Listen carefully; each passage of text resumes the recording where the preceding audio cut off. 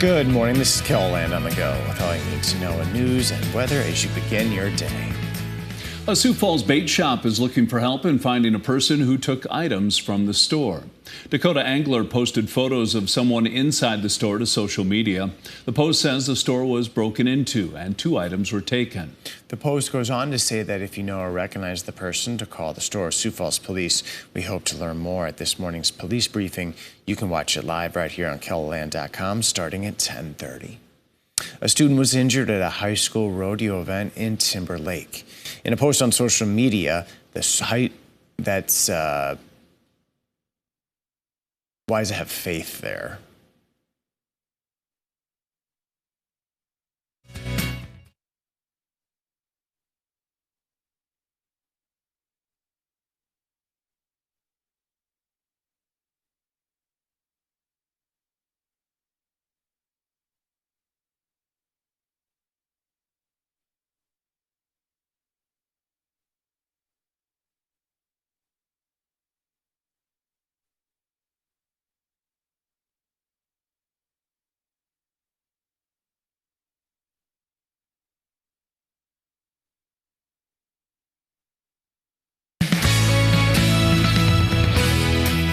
Good morning, this is Land on the Go with all you need to know in news and weather as you begin your day. A Sioux Falls bait shop is looking for help in finding a person who took items from the store. Dakota Angler posted photos of someone inside the store to social media. The post says the store was broken into and 2 items were taken. The post goes on to say that if you know or recognize the person, to call the store or Sioux Falls Police. We hope to learn more at this morning's police briefing. You can watch it live right here on KELOLAND.com starting at 10:30. A student was injured at a high school rodeo event in Timber Lake. In a post on social media, the South Dakota High School Rodeo Association says that Brig Price, a student from Faith, was in a horse accident. The association adds that Price was airlifted to Bismarck, North Dakota. The post goes on to say he's stable and is making small improvements. A petition to remove 4 out of 5 Butte County commissioners has failed following a review of the complaint by the Butte County State's Attorney. The attorney found that all 10 of the allegations made by the group concerned citizens of Butte County were either false, without merit, or did not rise to the level of removal. At issue were misunderstandings or misinterpretations of the county's ordinances surrounding medical marijuana. You can find all the details, including links to the documents, in the KELOLAND.com original by Jacob Noon. As summer kicks into high gear, ATVs are becoming more prevalent in Sioux Falls. But if you choose to travel on any public roads, you may have to have your ATV and make sure it's street legal. Mostly anything that's ATVs or UTVs are going to be meant for off-road purposes. There is ways to get it South Dakota street legal by adding some accessories on that and then going down to your courthouse and getting them to approve it. To be street legal, an ATV must have a rear view mirror, a well-lit license plate, front and back lights, and a horn. Now let's send it over to meteorologist Scott Munt for a check of our morning's weather. Good morning, Scott. Good morning, everybody. We are waking up to temperatures in the 50s and 60s this morning, and we'll have sunshine this afternoon. Another day with temperatures well above average. Many of us in the upper 80s to lower 90s today. And guess what? We'll watch that round of showers and thunderstorms develop in western South Dakota during the later part of the afternoon. And temperatures will remain above average for the next several days, with our best chances, and again, they are chances, for rain in eastern Kettleland, probably at night, maybe extending into the early morning hours. We'll have more details on your forecast with Brian coming up. Thank you, Scott. The community of Sioux Falls gathered together at the Military Heritage Alliance to celebrate Memorial Day and honor fallen veterans. Several of the attendees were veterans themselves. The ceremony included performances by the Singing Legionnaires and a wreath-placing ceremony by Purple Heart recipients. Don Kranz with the Sioux Falls Area Veterans Council says honoring veterans is what these events are about. Whether you attend an event or take a moment of silence on your vacation or wherever you're at, it's important that you do recognize that sacrifice in some manner on this weekend, and to remember exactly that freedom isn't free. The ceremony also included a tribute for those missing in action and prisoners of war.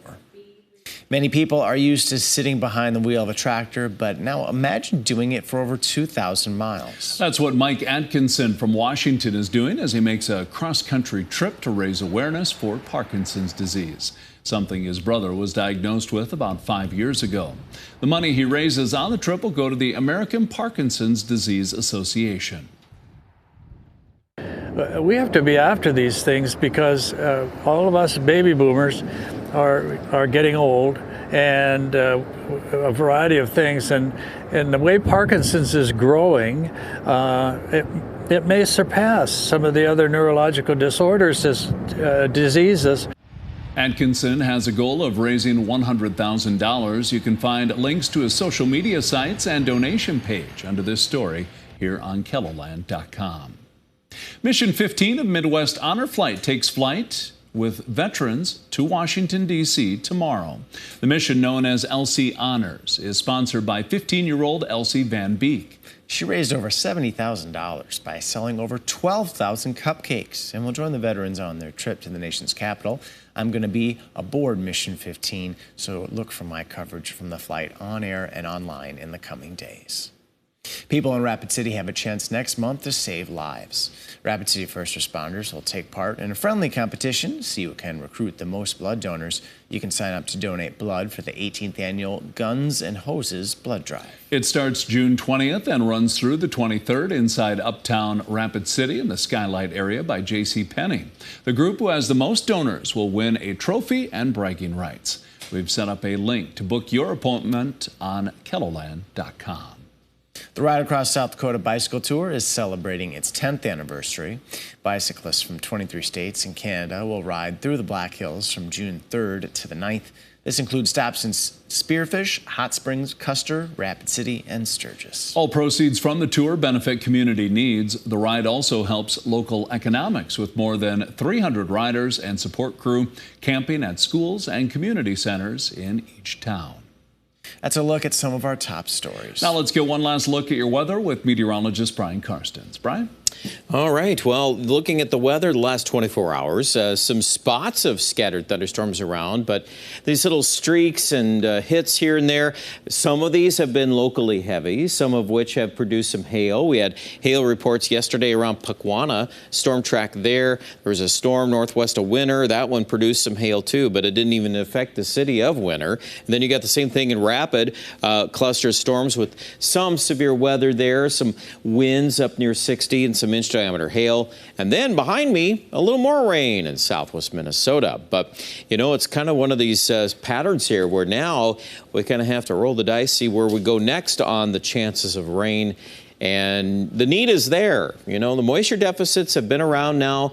30-day average is about half of normal, Sioux Falls, and really I would argue there are some spots even worse than that, like Watertown. So after a wet winter cycle, you know, things have dried out to kick off the growing season. Now we get to see what this week's going to bring.